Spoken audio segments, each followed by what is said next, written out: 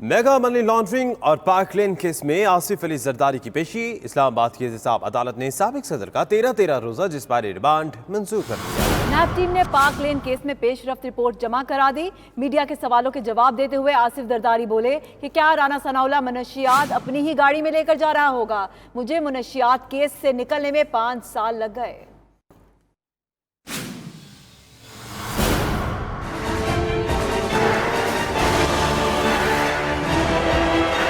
नैब ने आसिफ अली जरदारी को mega money laundering case में जज अरशद मलिक और पार्क लेन केस में जज मोहम्मद बशीर के रूबरू पेश किया। मेगा मनी लॉन्ड्रिंग के मुकदमे में नैब प्रोसिक्यूटर सरदार मुजफ्फर अब्बासी ने मजीद 14 रोजा जिस्मानी रिमांड की इस्तदा की। कहा, पार्क लेन केस में भी अहम पेशरफ्त हुई है, इस केस में भी तहकीकात करनी है।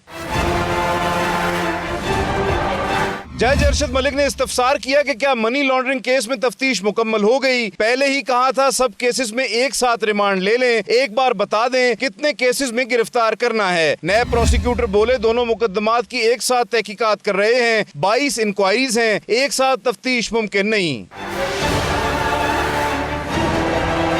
नए प्रोसिक्यूटर ने बताया कि अभी 2 केसेस में वारंट गिरफ्तारी जारी किए हैं। कौमी असम्बली इजलास 10-10 घंटे चला, इस वजह से तफ्तीश मुकम्मल नहीं हो सकी। अदालत ने जिस्मानी रिमांड में 13 रोज की तौसीक करते हुए 15 जुलाई को दोबारा पेश करने का हुक्म दिया। पार्क लेन केस में नैब ने 14 रोजा जिस्मानी रिमांड की इस्तदा की, ताहम अदालत ने 13 रोजा जिस्मानी रिमांड मंजूर किया। अदालती पेशी के मौके पर मीडिया से गैर रस्मी गुफ्तगू में आसिफ अली जरदारी ने राना सनाउल्लाह की गिरफ्तारी की मजम्मत करते हुए कहा, क्या राना सनाउल्लाह मुनशियात अपनी ही गाड़ी में लेकर जा रहा होगा। मुझ पर भी ऐसा ही केस बनाया गया था जिससे निकलते 5 साल लग गए।